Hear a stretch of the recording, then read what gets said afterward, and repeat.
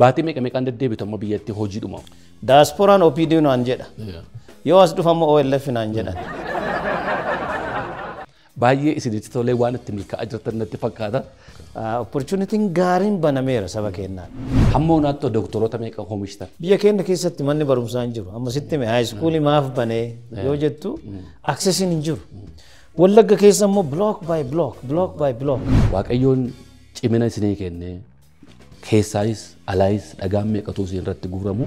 Yeroo kanatti waan sustainability ta'ee waan Oromoof ta'u Oromiyaa hunda keessattuu ijaaruun nurra jira. Waa hunda dhiiftee iddoo kana teeftee voidii ka ta'e ka Oromoo kana guutuu kanaaf si galateeffachuu barbaanne. Yeroo waan kana gootan akkamittiin argattu uummata? Qabeenya Waaqayyo naa kenneera. Barumsallee, leadership illee, position illee.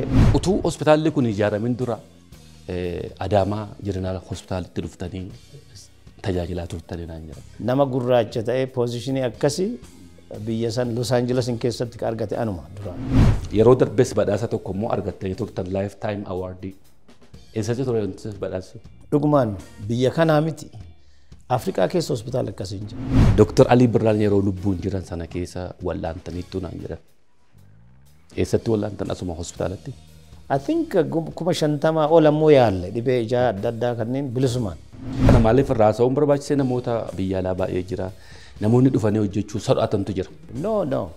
Akka diaspora huccuuccaa guddaa internationally fide mootummaa kaleessa Oromoo rakkisu irratti gufuu ka ta'e hin jiru.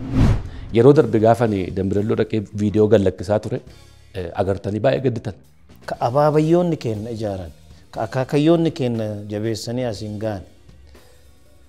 Generationiin keenya abbaandanii godhe uummata. Sagantaa agartan hundumaa irratti yeroo nama galateeffatte hin argaa. Jeneraala keenya kasiin jennuuf kanumaaf.